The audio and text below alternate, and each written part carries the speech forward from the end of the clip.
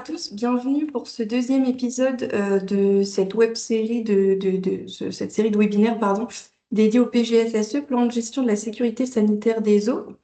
Avant de commencer, je vais laisser la parole à Lorraine Sion du cabinet KPMG qui va vous faire une petite introduction. Si vous êtes là, Merci. Lorraine. Oui, tout à fait. Merci beaucoup, Chloé. Merci à toutes, tous et à tous d'avoir pu vous rendre disponibles pour participer à ce webinaire. Je vais pas être très, très longue, mais simplement vous rappeler que cette offre de formation, elle s'inscrit dans un plan plus large qui vous propose de pouvoir participer à ce type de webinaire méthodologique pour vous outiller dans l'élaboration du PGSSE. Des webinaires thématiques sur les polluants émergents, sur l'adaptation au changement climatique vont aussi se tenir très prochainement. J'en profite pour vous rappeler que dans les prochains jours sera opérationnelle une boîte à outils sur le site de l'ARS qui vise à recenser les ressources disponibles pour vous accompagner dans l'élaboration du PGSSE. Ces différents webinaires méthodologiques et thématiques sont enregistrés et seront déposés en replay sur le site de l'ARS, donc vous pourrez tout à fait vous y référer. Dans le journal du PGSSE qui vous a été communiqué il y a quelques jours désormais, quelques semaines, vous pouvez indiquer souhaiter bénéficier d'un accès pour accéder à une plateforme en e-learning sur lequel vous pouvez retrouver là aussi un ensemble de capsules vidéo, de formations, de quiz ou autres. Et dans certains départements, dans nombre de départements plutôt, une offre de formation en présentiel est aussi proposée. Donc l'objectif, c'est vraiment de pouvoir proposer une offre de formation qui s'adapte à vos besoins et qui réponde aux différentes questions que vous vous posez afin de vous accompagner dans cette démarche, notamment au regard des échéances réglementaires qui approchent. Donc n'hésitez pas à vous saisir de toute cette offre et nous, on est entièrement à votre disposition pour répondre à vos besoins, pour pouvoir adapter l'offre de formation et d'accompagnement puisqu'elle couvre l'ensemble du PRSE 4, donc qui couvre jusqu'en 2028. Donc nous, on est totalement à votre écoute et je tenais à vous remercier pour votre participation cet après-midi. Je ne serai pas plus longue. Chloé, je vous laisse reprendre la main, mais merci beaucoup à toutes et à tous. Merci beaucoup, Lorraine. Donc oui, comme Lorraine vient vous l'expliquer, donc ce webinaire s'inscrit dans une offre de formation plus large. Et en l'occurrence, donc là, on est sur la partie 2 de cette série de webinaires dédiés au PGSSE. Donc pour rappel, le premier webinaire avait eu lieu mercredi dernier. Donc on était sur une partie plutôt donc comment bien démarrer pour comprendre d'où vient la démarche, un petit peu la réglementation associée et comment s'organiser pour démarrer.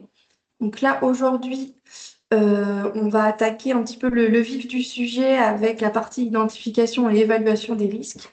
Et puis la semaine prochaine aura lieu donc le dernier webinaire intitulé Agir, suivre et s'améliorer dans la durée. Petit rappel peut-être pour ceux qui n'étaient pas là la semaine dernière. Donc, je m'appelle Chloé Cavro, je suis chargée de mission eau potable au pôle Aquanova. Dans mon mission, j'accompagne notamment les agences régionales de santé Grand Est, Hauts-de-France et Bretagne dans la mise en œuvre des PGSSE sur leurs régions respectives. Donc voilà, aujourd'hui, c'est pour ça que c'est moi qui vous fais cette petite intervention. Et rapidement, le pôle Aquanova, je vais pas m'étendre beaucoup sur le sujet, mais donc on est une association labellisée pôle de compétitivité par l'État. Donc, on est un acteur de l'accompagnement à l'adaptation au changement climatique et à la transition hydrique des entreprises et des territoires. Donc voilà, on est basé en Grand Est et en Centre-Val de Loire principalement, mais nos missions sont plus larges que ça.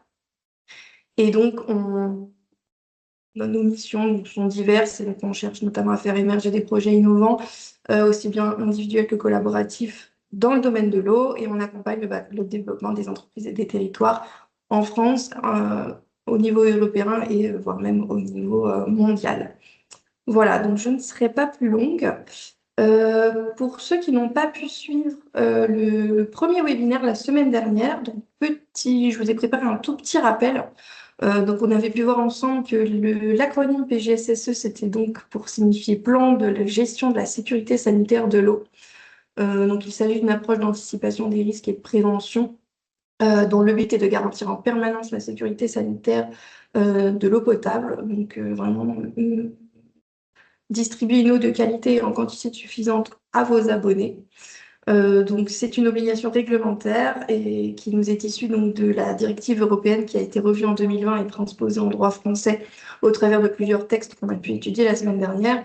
Ce qu'il faut retenir notamment, donc, ce sont les deux dates butoirs qu'évoquait Lorraine en début de webinaire, le 12 juillet 2027 pour le volet ressources et le 12 janvier 2029 pour les volets production, stockage et distribution. Donc, cette démarche PGSSE s'appuie sur 2 modules selon l'ASTE.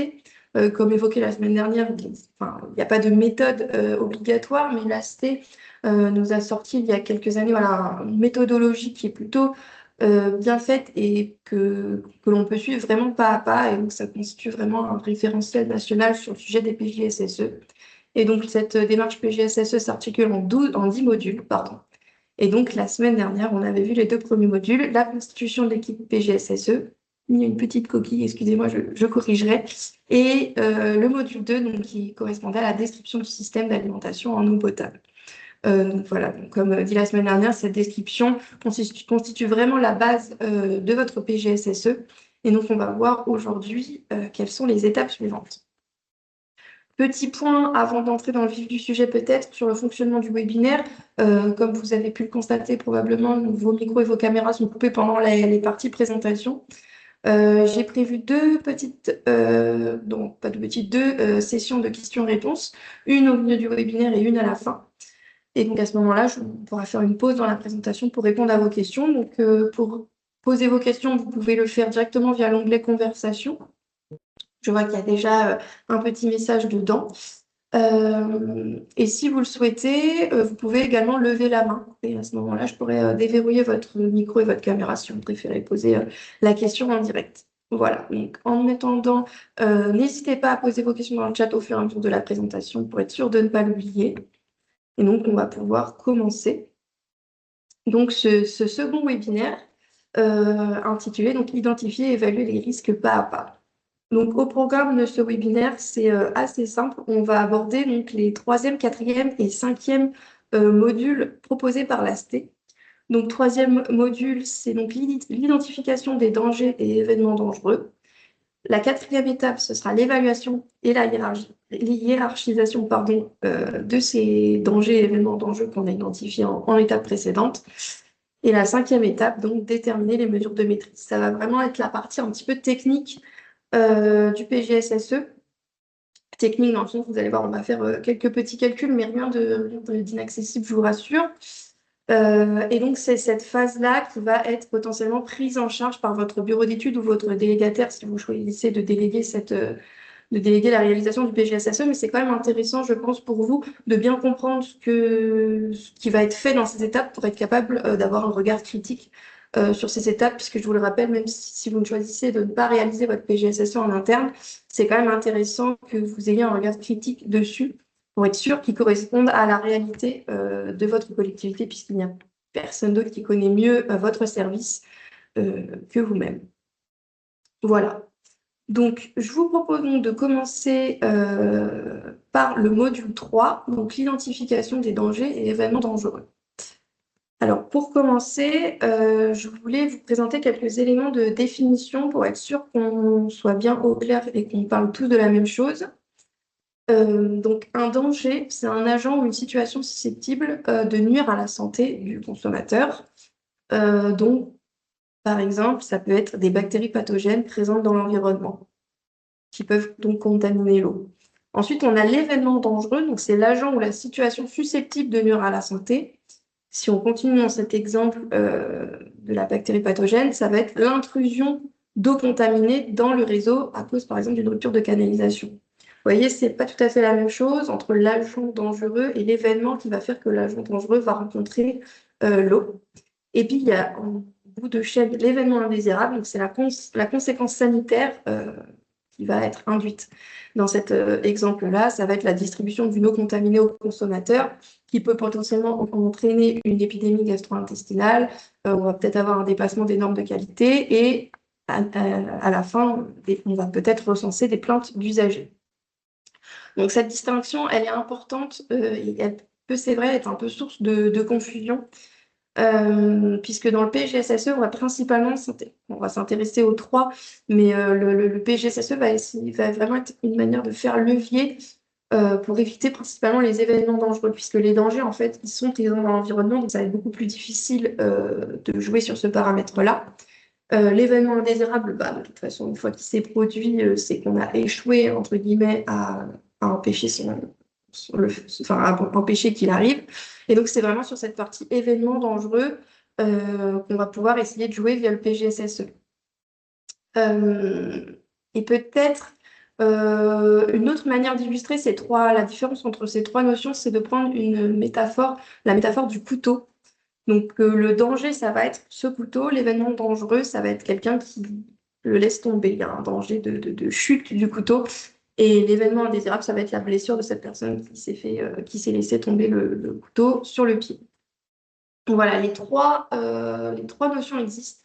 Mais au sein du PGSSE, c'est plutôt sur l'événement dangereux qu'on va essayer de jouer pour éviter l'événement indésirable. Voilà, donc j'espère que c'est clair pour ces trois notions. Donc je vous ai relisté ici les grandes familles de dangers qu'on va étudier, qu'on va être amené à étudier via le PGSSE. Donc on va être tout ce qui est danger microbiologique, donc les bactéries, les virus ou encore les parasites. On va avoir tout ce qui est famille de dangers physiques, donc au niveau de la contamination physique de l'eau, avec de la turbidité, des corps étrangers ou encore de la matière en suspension. On peut avoir aussi des dangers radiologiques qui sont un peu plus de niche, on va dire, mais qui peuvent exister tout de même, donc avec le radon et l'uranium naturel. Et puis, on a la famille de dangers chimiques avec tout un tas de molécules qui peuvent venir polluer la ressource en eau. Donc là, je vous ai noté le nitrate, l'arsenic, le fluor, les pesticides. On a aussi les hydrocarbures, les sous-produits de chloration ou encore les métaux lixiviés du réseau. Donc, à noter ici que toutes les collectivités ne sont pas forcément concernées par toutes ces grandes familles de dangers. Mais voilà, l'idée, c'est d'avoir en tête quand même qu'il en existe 4 grandes sortes et qu'il faut savoir les identifier. Donc, l'objectif de ce module 3, ça va être de recenser les dangers et événements dangereux qui peuvent impacter donc, le réseau d'eau potable. Comment faire cela? Donc, vous avez tout un tas de revues de littérature référentielle qui existent. Donc, vous avez les guides ASTE, notamment le guide ASTE PGSSE, dont je vous ai parlé la semaine dernière, qui est accompagné d'un tableau Excel qui liste un très, très grand nombre de dangers et événements dangereux qui peuvent impacter les réseaux d'eau potable. Alors, cette liste, elle est extrêmement exhaustive, elle peut faire un petit peu peur la première fois qu'on l'ouvre, mais c'est un outil vraiment précieux puisqu'il vous permet, il vous suffit juste en fait d'ouvrir l'Excel et de regarder qu'est-ce qui me concerne, qu'est-ce qui ne me concerne pas, et d'éliminer toutes les lignes qui ne vous concernent pas. Sinon, vous avez également des fiches de l'ANSES, des données qui vous sont fournies par vos ARS locales, des rapports de bassin versant, tout un tas d'autres référentiels. Vous pouvez vous baser aussi sur les retours d'expérience interne qui sont très précieux. Donc, je ne sais pas si vous tenez un registre des incidents passés, un registre des non-conformités, un registre des plaintes d'usagers, ou encore, là, ça peut être intéressant d'interroger les agents terrain qui ont peut-être en tête des événements dangereux qui n'auraient pas forcément été répertoriés et que vous allez pouvoir donc répertorier et vous servir pour faire votre recensement. Et puis, ça peut être intéressant aussi à cette étape d'aller faire une visite et une inspection du système. On en parlait déjà la dernière fois pour la description du système d'eau potable. Mais là, ça peut être également intéressant pour en fait vérifier ce que vous avez pu récupérer dans votre recensement au niveau des documents. Peut-être que sur vos plans, on vous indiquait une clôture du périmètre de protection, puis finalement, en rendant sur le terrain, vous allez vous rendre compte que la clôture, elle est percée, ou en tout cas qu'elle est en mauvais état. Ou alors que les regards de visite ne sont pas forcément bien cadenassés ou que certaines alarmes sont en panne. Ça peut être vraiment intéressant d'aller vérifier sur le terrain pour confirmer ce que vous avez pu recenser. Euh, donc voilà, c'est une première étape donc de recensement des dangers et événements dangereux. Attention quand même à ne pas vouloir trop en mettre, surtout sur votre premier tour de boucle. Vous vous rappelez, la semaine dernière, on a parlé d'une méthode logique d'amélioration continue dont l'idée c'est de ne pas faire une seule fois la méthode, mais d'y revenir régulièrement. Donc dans un premier temps, peut-être éviter de vouloir tout mettre parce que ça va vous entraîner à avoir une liste un peu ingérable de tout un tas de dangers que vous n'allez pas pouvoir relier concrètement à des mesures de maîtrise. On verra par la suite ce que c'est, mais bon, l'idée c'est d'être assez réaliste et donc d'avoir une liste plausible qui correspond aux grandes problématiques de votre système. Et donc attention, donc encore une fois, à ne pas tout confondre au niveau des termes, notamment danger-cause. Euh, Par exemple, une panne électrique n'est pas un danger, c'est une cause d'événements dangereux. Donc, on avait vu la dernière fois un petit peu le panel du système d'alimentation en eau potable qu'il faut traverser pour faire une hiérarchisation complète. Donc, je vais peut-être pas y revenir puisqu'on en a déjà discuté la dernière fois. Mais donc, l'idée, c'est de recenser tous les dangers et événements dangereux qui peuvent impacter donc, la ressource, puis comment dire, vous avez la ressource, l'environnement de la ressource, et puis ensuite le, euh, la station de pompage en elle-même. Ensuite, vous avez les dangers, événements dangereux qui peuvent impacter, qui sont induits par le traitement et votre station de traitement, le stockage également, et puis le réseau de distribution. Et on avait également vu la semaine dernière, pardon, que vous aviez les événements dangereux qui donc impactent le bâti en lui-même et puis les événements climatiques à ne pas négliger également en fonction des zones, donc les inondations, les tempêtes, etc.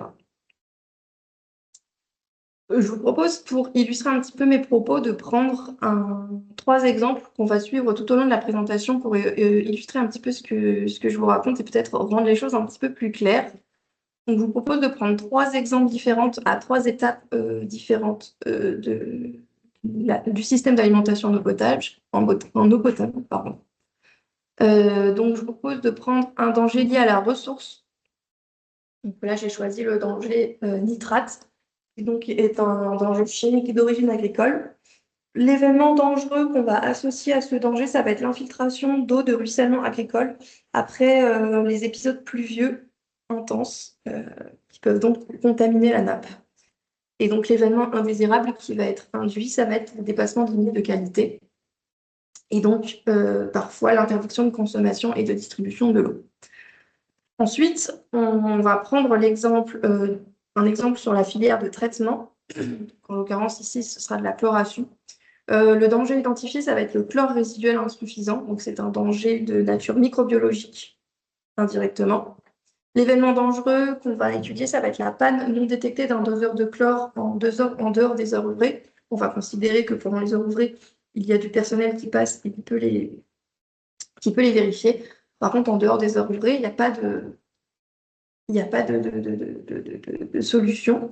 Et donc, l'événement indésirable, ça va être la distribution d'une eau sans désinfection efficace. Et donc, il y a un risque de contamination bactériologique des usagers.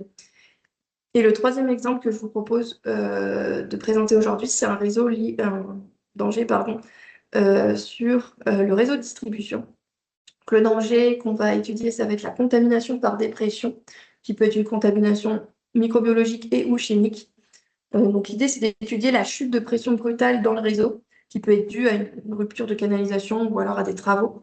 Et ça peut créer donc un effet de succion dans les conduites qui peut entraîner donc l'événement indésirable, qui est l'intrusion d'eau extérieure contaminée, ou comme je vous disais, chimique ou microbiologique. Euh, et donc qui peut entraîner une non-conformité analytique et engendrer des plaintes d'usagers. Donc voilà, c'est donc trois dangers qui couvrent les familles de dangers différents, donc chimiques, microbiologiques, et qui sont à des stades distincts de la chaîne de production. Et donc voilà, ça pourrait vraiment ressembler à un extrait de votre PGSSE. Évidemment, vous auriez plus de lignes, mais vous auriez plus de lignes au niveau de la ressource, plus de lignes au niveau du traitement, éventuellement des lignes pour le stockage, et puis des lignes pour la distribution. Voilà, donc j'en ai fini pour le module 3, l'identification des dangers et des événements dangereux. Donc, on va pouvoir passer à l'évaluation et la hiérarchisation des risques, qui correspond donc au module 4. Donc, qu'est-ce qu'on appelle un risque? Ça va être la combinaison de la probabilité d'occurrence de ce risque multipliée par la gravité des conséquences. Qu'est-ce qu'on appelle la probabilité? Ça va être donc la fréquence de cet événement dangereux. Quand est-ce qu'il peut subvenir dans le système? Et la gravité des conséquences, c'est si l'événement survient, quelle est l'ampleur des conséquences sanitaires et sociales pour les consommateurs? Donc, vous voyez que la notion de risque prend en compte deux paramètres bien distincts, la probabilité et la gravité, et ça va nous permettre de hiérarchiser les risques avec une note qui inclut ces deux paramètres, et ça va permettre de les hiérarchiser ensemble. On va pouvoir avoir des risques qui sont très graves, mais qui ont moins de probabilité d'arriver, donc on va considérer qu'ils vont avoir une note un peu plus faible. On va avoir les risques qui ont une forte probabilité d'arriver et des conséquences très graves, donc ils vont avoir une note très très élevée. Vous allez voir que ça va permettre de pondérer un petit peu tous ces risques. Et donc l'idée ici, ça va être d'évaluer vraiment le risque brut sans tenir compte des mesures de maîtrise qui sont déjà en place, puisqu'elles seront prises en compte dans la suite du calcul. Là, l'idée, c'est vraiment de prendre votre système d'alimentation en eau potable tel quel, sans réfléchir à est-ce que vous avez déjà des choses qui sont mises en place pour maîtriser les risques et vraiment évaluer tous les risques qui peuvent l'impacter. Donc, vous allez voir que je vais vous proposer une cotation qui est celle donc, de l'AST, mais c'est important que vous vous l'appropriez et qu'elle soit comprise et reproduisible par les agents de votre structure. Ce que je veux dire, c'est que c'est une cotation qui est proposée. Si vous la testez sur certains dangers et vous vous rendez compte qu'elle correspond pas bien à la réalité, qu'elle n'est pas adaptée, libre à vous de changer, d'ajouter des notes, d'en retirer. C'est vraiment libre et c'est important que ça reflète bien la réalité de votre réseau. Et attention à avoir un regard critique. Vous allez, enfin voilà, certains risques rares mais catastrophiques peuvent par exemple attirer votre attention, même si leur note n'est pas forcément élevée. Et je rajouterais aussi donc attention si vous faites faire votre PGSSE par votre délégataire ou votre bureau d'études, c'est à cette étape que vous allez devoir quand même avoir un regard critique sur les cotations qui vont être appliquées par la personne extérieure à votre structure. Il faut que vous vérifiez absolument que ça correspond bien à la réalité de votre système. Donc, si on entre un peu plus dans le détail de ces cotations, donc je vous ai dit qu'il fallait qu'on attribue une note pour chaque événement dangereux à la probabilité d'apparaître et à la gravité de cet événement dangereux. Donc, pour commencer, on peut commencer par noter la probabilité ou la fréquence de cet événement dangereux. Donc, dans la cotation que je vous propose donc la note de 1 si c'est un événement dangereux vraiment exceptionnel qui a lieu moins d'une fois tous les 5 ans. La note de 2 pour les événements qui sont plutôt rares et qui arrivent une fois par an ou tous les 2 ans. Ensuite, vous avez la note de 3 pour les événements qui sont au moins annuels, qui arrivent au moins une fois par an, donc les événements qu'on appelle occasionnels. Ensuite, la note de 4 pour les événements qui commencent à être un peu fréquents, que vous voyez apparaître au moins une fois par trimestre. Et puis la note de 5, enfin, pour les événements qui sont vraiment très fréquents, que vous voyez apparaître à peu près une fois par mois. Donc là, comme je vous le disais, voilà, c'est une proposition de cotation pour la fréquence. À vous de voir si ça vous paraît réaliste par rapport aux événements que vous voyez apparaître au quotidien. Ensuite, il va nous falloir coter la gravité du danger et ou de l'événement dangereux. Donc, je vous propose dans cette grille de cotation la note de 1 pour un événement dangereux qui n'a vraiment pas d'impact sanitaire. C'est assez rare, mais voilà, ça peut arriver. Ensuite, la note de 4 pour les paramètres qui sont soumis à une référence de qualité.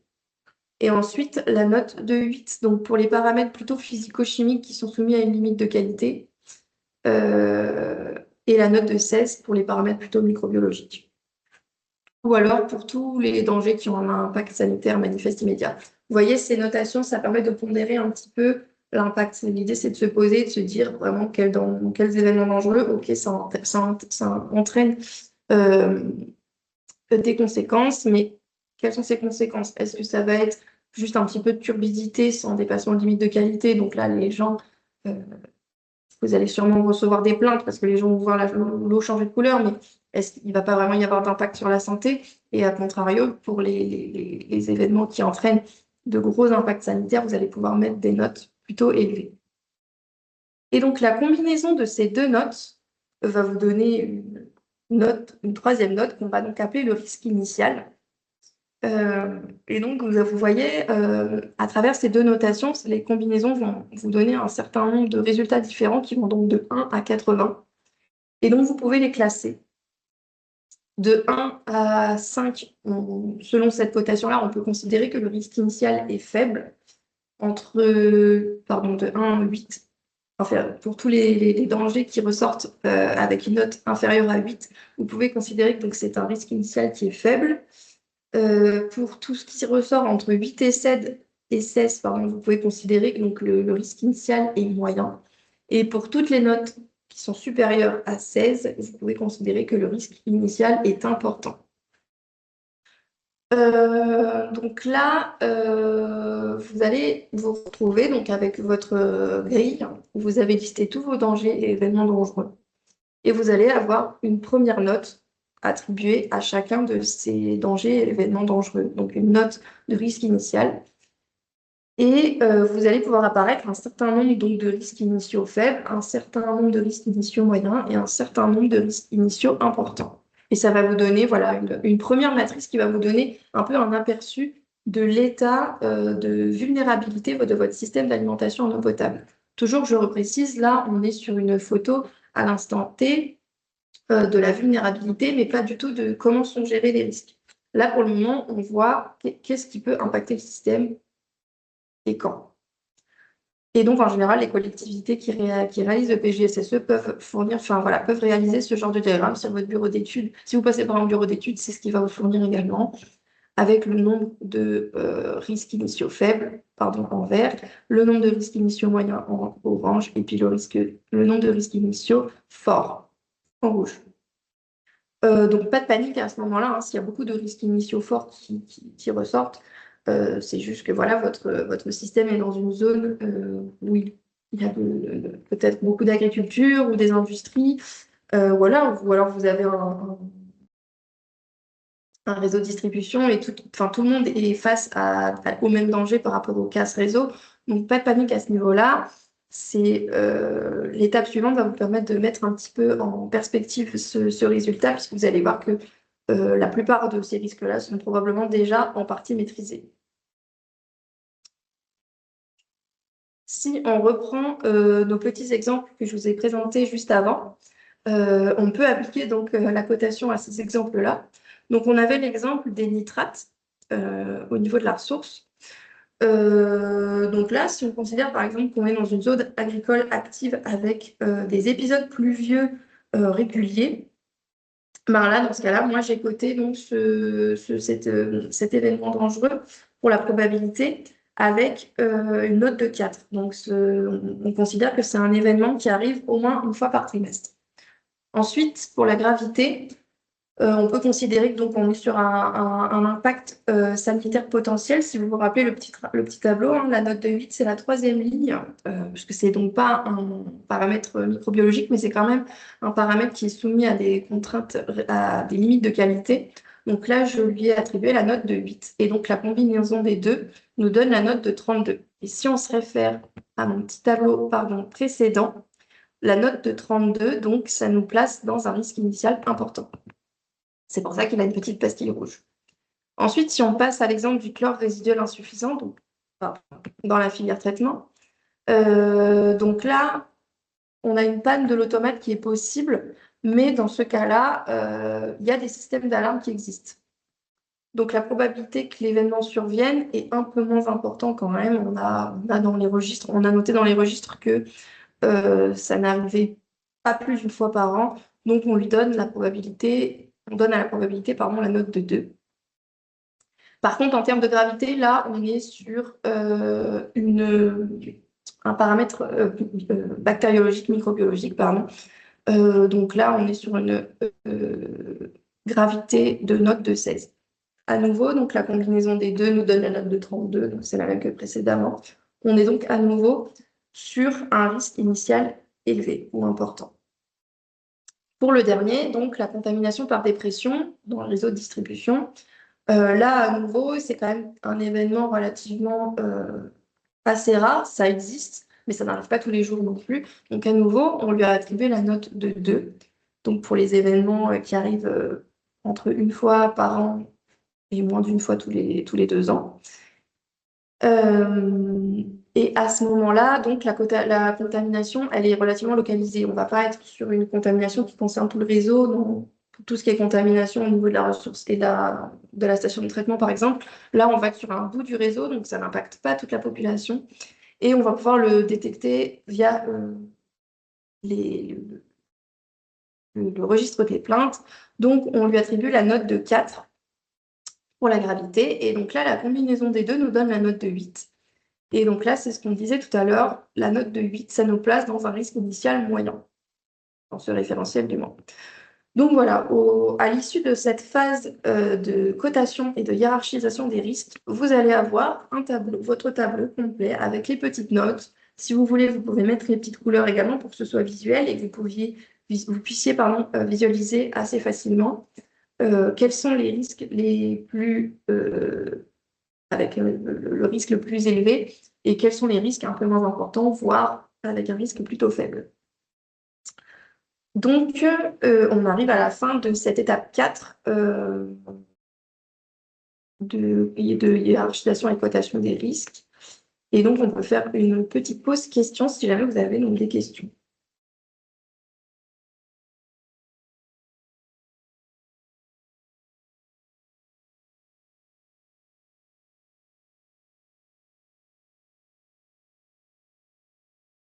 Donc, à nouveau, peut-être pour ceux qui ont raté le début du webinaire, hein, si vous avez des questions, vous avez un petit onglet conversation dans lequel vous pouvez envoyer vos questions au fur et à mesure de la présentation. Et puis, si vous le souhaitez, vous pouvez aussi lever la main pour que je puisse désactiver votre micro et votre caméra si vous souhaitez plutôt poser votre question directement. Donc, pour l'instant, je ne vois pas de questions. Donc, si vous voulez, on peut continuer. Et puis, si vous avez des questions qui vous viennent d'ici la fin du webinaire, n'hésitez pas à les poser via la conversation. On pourra y venir à la fin sans souci. Donc, je continue avec le module 5, donc déterminer et valider les mesures de maîtrise pour réévaluer les risques. Donc, c'est ce que je vous disais, là, on a à l'issue du module 4. Ah, pardon, une petite question. Vous l'avez peut-être déjà signalé, nous recevons le support par mail. Oui, Lorraine vous a fait une petite introduction au tout début. Il y aura une boîte à outils qui sera mise à disposition sur le site de l'ARS. Et donc, vous aurez dessus le replay du webinaire et le support du PowerPoint qui diffuse actuellement. Voilà, donc pas de souci pour récupérer la présentation. Donc, pour ce qui est du module 5, donc, comme je vous le disais juste avant, on a fait une première identification et évaluation des risques qui peuvent impacter le système d'alimentation en eau potable. Mais maintenant, l'idée, ça va être de le pondérer avec les mesures de maîtrise qui sont déjà en place. Donc, pour commencer, peut-être définir ce qu'est une mesure de maîtrise. Donc, ça va être toute action ou dispositif, à la fois préventif ou correctif, qui va réduire la probabilité et ou la gravité du risque. Si vous vous rappelez bien, le risque, c'est la combinaison de la probabilité qu'il arrive et de la gravité si jamais il arrive. Et donc, la mesure de maîtrise va venir jouer sur l'un et ou l'autre de ces paramètres pour réduire la note, ou alors réduire l'impact du risque ou réduire la probabilité qu'il arrive. Donc, ce qu'on entend par action préventive, ça va être tout ce qui va réduire la probabilité que l'événement dangereux survienne, par exemple les clôtures du périmètre de protection ou la maintenance préventive des doseurs de chlore. Pour ce qui est des actions correctives, ça va être tout ce qui va permettre de réduire les conséquences du risque, des conséquences de l'événement si jamais, malgré tout, il survient. Donc, ça va être tout ce qui est procédure d'alerte, les possibilités d'interconnexion d'urgence avec un autre réseau, par exemple pour diluer une pollution ou carrément pour pouvoir couper une ressource et continuer à assurer la distribution de l'eau. Vous avez tout ce qui est aussi barrière, qui va bloquer complètement le risque, par exemple tout ce qui est dispositif de filtration. Et puis vous avez les mesures d'atténuation du risque, donc qui vont permettre de réduire l'exposition sans l'éliminer. Par exemple, tout ce qui est recommandation de ne pas consommer l'eau pendant une alerte. Donc voilà, vous avez tout un tas de types de mesures de maîtrise qui peuvent se compléter et c'est l'ensemble de ces mesures de maîtrise qui vont permettre de maîtriser et de réduire les risques. Et donc, je suppose que dans tout ça, vous en avez tous déjà mis beaucoup en place au niveau de vos systèmes d'alimentation en eau potable. Et donc, l'idée, ça va être de les identifier et de vérifier qu'ils sont suffisants. Donc,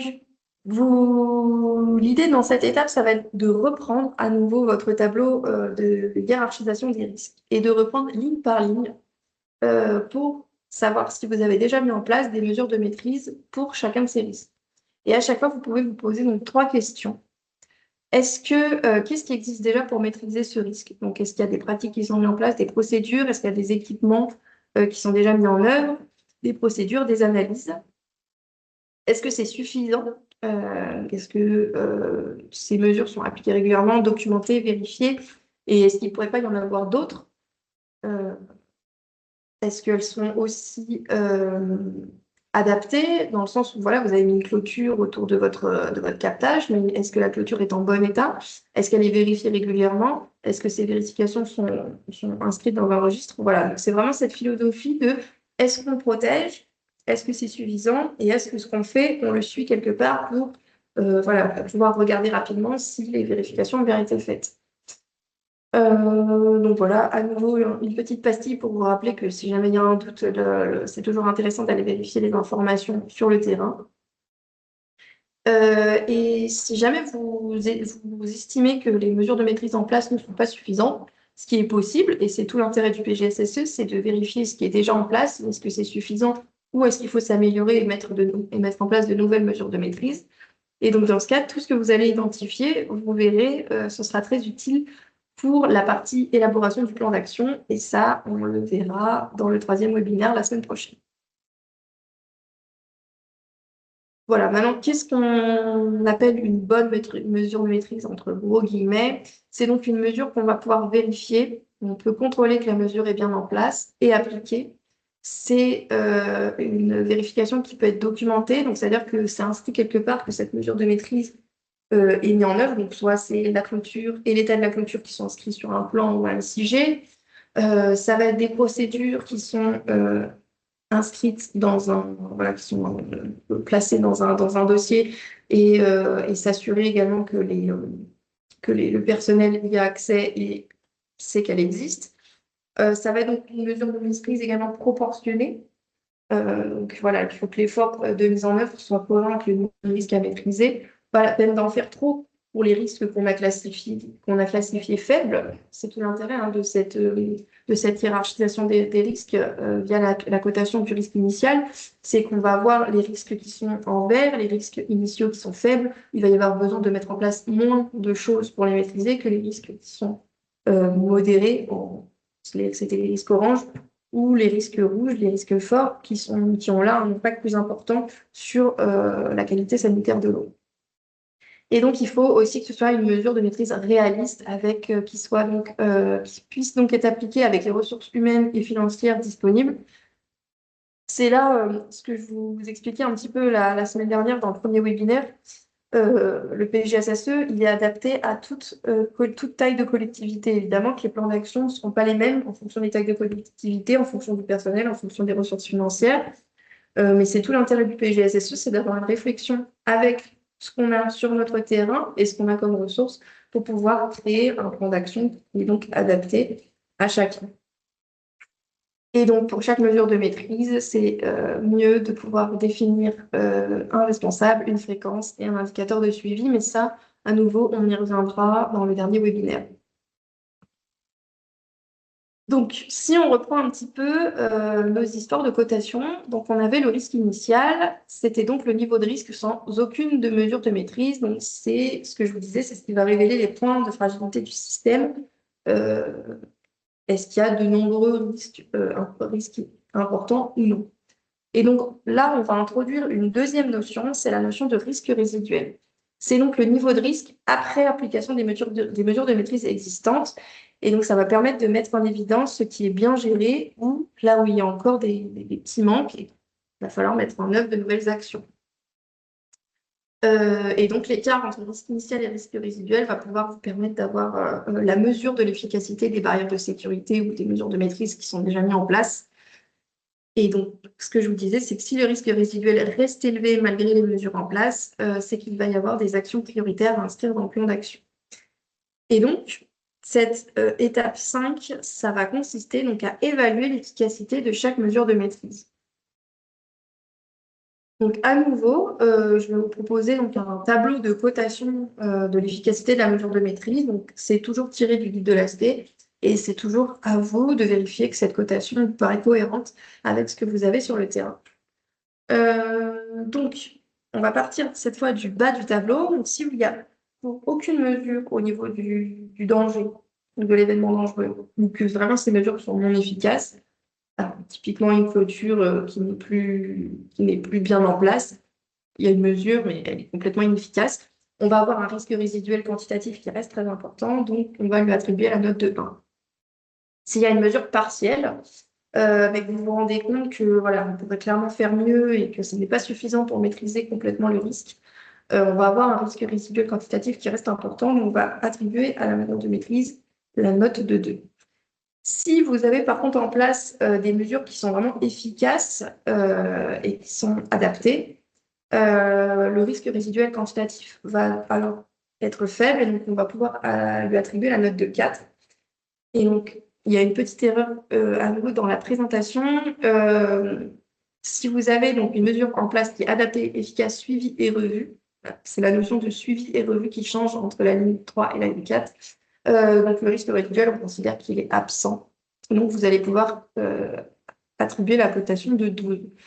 Donc, ça peut paraître un petit peu abstrait comme ça, mais ça va vraiment être à vous de vous poser la question, est-ce que sur ce que vous faites pour maîtriser les risques, est-ce que c'est suffisant ou non? Et donc, vous allez pouvoir pondérer vos risques en fonction de ça. À nouveau, ça va vous donner une combinaison. Donc, vous aviez une note de risque initiale qui allait, comme on le disait, entre 1 et 80. Et vous allez donc coter l'efficacité de la mesure de maîtrise. 1, 2, 4 ou 12. Et donc, ça va vous donner une note à nouveau pour votre risque résiduel que vous allez pouvoir à nouveau classifier comme précédemment. Donc, pour tous les risques résiduels qui sont inférieurs à 8, on va pouvoir considérer que le risque résiduel est faible. Pour les notations de risque résiduel entre 8 et 16, on va pouvoir considérer que le risque résiduel est moyen. Et pour les notations de risque résiduel au-dessus de 16, on va considérer que le risque résiduel est important. Et donc, ça va être les actions prioritaires à considérer dans le plan d'action qui suivra. Pour illustrer à nouveau mes propos, on va reprendre les petits exemples du début. Donc, si vous vous souvenez, on avait pris l'exemple au niveau de la ressource du danger nitrate. Donc, dans notre cas de figure, on avait donc coté tout à l'heure, si vous vous rappelez, le risque initial à 32. Et 32, donc ça correspondait à un risque initial important. Donc là, en l'occurrence, au niveau des mesures de maîtrise, on a recensé qu'il y a des analyses mensuelles de l'eau brute, on a un périmètre de protection rapproché qui est défini et il y a des petites sessions d'information des agriculteurs qui sont organisées. Donc c'est là qu'il faut se dire, est-ce que c'est suffisant ou non? Là, en l'occurrence, on a considéré que les mesures en place n'étaient pas forcément suffisantes parce que le périmètre de protection, on a constaté, en allant faire des visites sur le terrain, qu'il n'était pas toujours bien respecté. Et puis, dans les réunions d'information aux agriculteurs, en fait, on s'est rendu compte qu'ils ne venaient pas tous. Et donc, du coup, que ce n'était pas suffisamment efficace pour ce danger-là. Donc, voilà, la cotation de la mesure de maîtrise qu'on a mise, c'est donc le 2. C'est donc pour ce qui est des mesures partielles ou moyennement efficaces. Donc, Comme je vous le disais, on pondère donc la notation de risque initial avec la cotation de maîtrise, c'est-à-dire qu'on divise la note du risque initial qu'on avait par la cotation de la mesure de maîtrise. Et donc là, 32 divisé par 2, ça nous donne la note de 16. Et si on se reporte au petit tableau précédent, la note de 16, c'est donc dans les risques résiduels importants. Donc là, pour notre plan d'action, on va conserver cette ligne en prioritaire puisqu'on obtient un risque résiduel élevé. Ensuite, si on reprend l'exemple du chlore résiduel insuffisant, donc on avait également un risque initial qui était coté à 32 tout à l'heure, donc qui correspondait à un risque important. Donc là, au niveau des mesures de maîtrise, on a relevé qu'il y avait des alarmes au niveau des alarmes qui signalaient la panne du système de dosage. Les opérateurs effectuent des astreintes pour venir les vérifier. Et puis, il y a également des analyses du chlore résiduel hebdomadaires en sortie de station. Donc là, on a considéré que les mesures étaient vraiment complètes. Actuellement, avec les moyens de la collectivité, on ne pourra de toute façon pas faire mieux.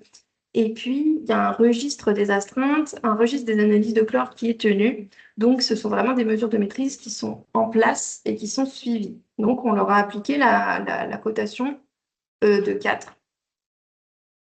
On pourra toujours s'améliorer, mais ce sont vraiment des mesures qui sont relativement efficaces pour cet événement dangereux-là. Et donc, 32 divisé par 4, ça nous donne la note de 8. Et donc, à nouveau, si on se reporte dans notre petit tableau, le 8, ça va être pour les risques résiduels moyens. Donc là, on va avoir un risque qui n'est peut-être pas encore complètement maîtrisé, mais vous voyez qu'il est moins, au niveau de la cotation, il va être moins impactant que le risque nitrate. Et donc, on va pouvoir, au niveau de notre plan d'action, hiérarchiser nos actions complémentaires en un peu moins important. Et puis, on a le dernier événement, donc la contamination par dépression, qui avait un risque initial déjà qui était un peu moins élevé, qui était de 8. Donc, on était sur un risque initial modéré. Et là, au niveau des mesures de maîtrise, on a relevé qu'il y avait une surveillance manomètre pour vérifier le maintien de la pression. Et on avait déjà installé des clapets anti-retour sur certains branchements. Donc là, à nouveau, on a considéré que c'était des mesures de maîtrise qui étaient déjà bien en place. Donc, on leur a attribué la note de 4. Et donc, 8 divisé par 4, ça nous donne une note de 2 pour le risque résiduel. Et donc là, si on se replace dans notre petit tableau, le risque résiduel, vous voyez, il est de 2, pardon, il est donc dans les risques résiduels faibles. Et donc, on peut considérer, après notre analyse des risques, que ce risque-là est un risque résiduel faible et qu'il est donc relativement bien maîtrisé dans notre exemple. Encore une fois, ça ne veut pas dire que dans les autres réseaux, ce risque-là est bien maîtrisé, mais dans ce cas de figure-là, le risque est bien maîtrisé. Et donc, au niveau de votre grand tableau qui liste tous vos dangers et événements dangereux dans lesquels vous avez donc mis le côté, évaluer le risque initial, qui vous avait déjà donné des premiers résultats au niveau des dangers qui sont les plus impactants pour votre service. Ensuite, vous avez donc évalué les mesures qui existaient, vous avez coté ces mesures, et donc ça vous donne les risques résiduels qui vont vous permettre de voir quels sont les risques que vous maîtrisez et quels sont les risques où il y a encore des petits manquements et qui mériteraient que vous y penchiez de plus près pour trouver des mesures de maîtrise plus efficaces ou les mesures de maîtrise n'existent pas et donc il faudrait les mettre en œuvre. Si vous vous souvenez, le petit camembert qu'on avait tout à l'heure, donc avec les risques initiaux, avec un certain nombre de risques initiaux forts, modérés et faibles, et ben, en général, quand on réalise le PGSSE et qu'on réalise la cotation des risques, on a un nombre de risques initiaux forts qui est plus important au niveau des risques initiaux. Et une fois qu'on a fait la cotation du risque résiduel via l'évaluation des mesures de maîtrise, on se rend compte qu'en fait, on a beaucoup de risques qui sont déjà bien maîtrisés. Donc, les dangers qui passent en risque résiduel faible sont plus importants. Et donc, finalement, il ne reste pas tant de risques à maîtriser. Alors, encore une fois, c'est dans la plupart des cas qu'on a pu rencontrer. Maintenant, il faut que chacun fasse l'exercice pour pouvoir savoir justement à combien de risques résiduels forts il est encore soumis. Mais voilà, sachez que du coup, ça vous permet de voir, cet exercice vous permet d'avoir vraiment cette information de quels sont les risques auxquels on est confronté au quotidien au niveau de notre service des eaux, mais quels sont les risques qu'on maîtrise déjà et quels sont ceux sur lesquels il faut qu'on se penche en priorité pour les réduire, puisque, je vous rappelle, la finalité, c'est donc de maintenir en permanence la qualité et la quantité de l'eau qui est distribuée aux consommateurs. Voilà, donc on arrive à la fin de cette session de webinaire sur les 3 étapes suivantes de la méthodologie de l'AST. Je vous ai préparé une petite synthèse pour vous rappeler juste tout ce qu'on a vu depuis le début et pour que vous ayez bien en tête un peu toutes les étapes du cheminement de la réalisation du PGSSE. Donc, en premier, l'idée, c'est de désigner un pilote PGSSE qui va être en charge de la réalisation du PGSSE et de créer l'équipe qui va être en charge de valider ce PGSSE. Donc ensuite, la décision va être prise soit de le réaliser en interne, et donc c'est le pilote qui va faire toutes les étapes suivantes, soit ça va être le délégataire ou le bureau d'études qui va faire les étapes suivantes, mais la collectivité doit toujours rester en main de ce PGSSE et donc doit valider chacune des étapes. L'étape suivante, donc ça va être de décrire un système d'alimentation en eau potable. Donc, comme je vous le disais, l'idée c'est de créer un petit diagramme de flux qui reprend chacune des étapes du traitement, enfin de la production jusqu'à la distribution de l'eau, avec chacun des bâtiments, donc chacun des ouvrages de pompage, chacune des usines de traitement si vous en avez plusieurs, ou pas d'ailleurs, les ouvrages de stockage, et puis les réseaux de distribution. Et ce qui est important, c'est d'avoir vraiment le plan qui vous permet de savoir où passe chacune des conduites. Ensuite, on va déjà commencer. Ensuite, on va passer à la phase d'identification du danger, ce dont on parlait en début de webinaire. Donc, reprendre la liste de tous les dangers qui peuvent impacter tous les réseaux d'eau potable et de garder uniquement ceux qui concernent le réseau d'eau potable. Comme je vous le disais, si vous prenez le tableau des dangers de l'AST, vous allez voir qu'il y en a énormément, notamment dans la partie traitement, puisqu'ils ont vraiment balayé un peu tous les traitements qui existent en fonction de tous les paramètres dangers qu'on a vus au début, hein, les nitrates, la microbio, enfin tous ces paramètres-là. Ne gardez que ce qui concerne votre réseau d'eau potable. Soyez réaliste, il faut retirer ce qui ne sert à rien, mais bon voilà, si par exemple il y a une route qui passe à côté de votre station de pompage, bah, un accident de la route peut arriver, il peut y avoir des déversements d'hydrocarbures dans votre périmètre, et donc voilà, ça peut être important par exemple ça, de le garder en considération. Si vous n'avez pas de route, vous n'êtes pas concerné par ce danger-là. Ensuite, vous allez attribuer une note pour la gravité et la fréquence de chacun des dangers. Et la combinaison des deux vous donnera votre risque initial. Une fois que vous avez ce risque initial pour chacun de vos dangers, avec les petites couleurs, vous allez pouvoir passer à l'identification des mesures de maîtrise existant pour chacun des dangers existantes, hein, et donc vérifier qu'est-ce qui est déjà mis en place, et vous poser les questions de se dire est-ce que c'est suffisant, est-ce qu'on en fait bien le suivi, ce qui va pouvoir vous permettre de mettre une note à ces mesures de maîtrise et une note pour évaluer l'efficacité des mesures de maîtrise, et vous allez pouvoir finir votre calcul de risque résiduel en divisant le risque initial par la cotation d'efficacité des mesures de maîtrise. Et donc, ça va vous donner le risque résiduel pour chaque danger. Et à la fin de cette étape-là, vous aurez une bonne idée donc, des dangers qui sont bien maîtrisés et des dangers qui vous restent à maîtriser. Voilà, donc une fois que tout ça est fait, le PGSSE est bien avancé, c'est déjà une bonne étape de fait, et il restera encore derrière donc à mettre en œuvre un plan d'action, voilà, puisqu'on a des dangers qui ne sont pas maîtrisés, donc l'idée, ça va être de les maîtriser, de mettre en place des procédures de suivi, de mettre en place les procédures de gestion de crise, et tout ça, c'est ce qu'on verra donc dans le prochain webinaire qui aura lieu la semaine prochaine. Voilà, donc moi j'en ai fini avec ma présentation. On peut donc maintenant passer à une petite phase de questions-réponses si vous en avez. J'en ai vu apparaître une tout à l'heure, donc j'ai une question. Comment le suivi par les analyses peut réduire le risque de contamination? Une analyse n'empêche pas les nitrates de pénétrer dans la ressource. Merci. Non, c'est vrai, tout à fait. Le suivi des mesures, ça ne va pas permettre d'empêcher le risque. Par contre, ça va vous permettre de suivre l'efficacité de vos mesures de maîtrise. Ce que je veux dire par là, c'est que vous allez mettre en place des mesures de maîtrise et vous allez en assurer le suivi via des indicateurs. Mais ça, ce sera vraiment l'objet du webinaire suivant. Donc, je ne veux pas forcément prendre trop de temps ce soir en vous expliquant tout ça.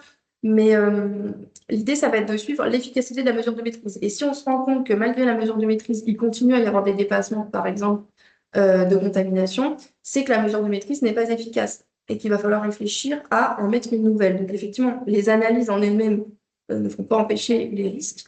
En revanche, ça va permettre de mesurer les efficacités des mesures qui sont mises en œuvre.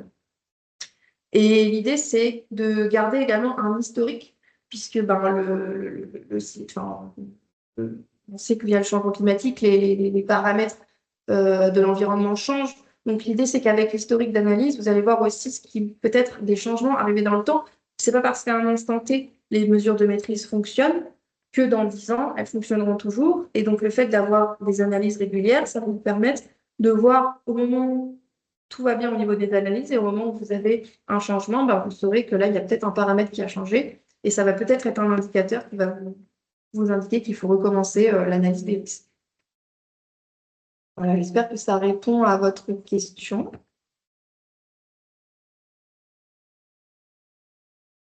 Pour l'instant, je ne vois pas d'autres questions dans le chat. N'hésitez pas, hein, si vous avez encore quelques questions, on peut rester encore quelques minutes. Sinon, ben, pour information, donc, le dernier webinaire de cette série, intitulé donc Agir, suivre et améliorer dans la durée, aura lieu donc le 10 juin à 17h, comme les deux premiers. Voilà, bah, écoutez, je ne vois pas d'autres questions. Donc, il ne me reste plus qu'à vous remercier pour votre attention. J'espère que je suis claire dans mes propos. Et puis, je vous souhaite une bonne soirée et je vous dis à la semaine prochaine.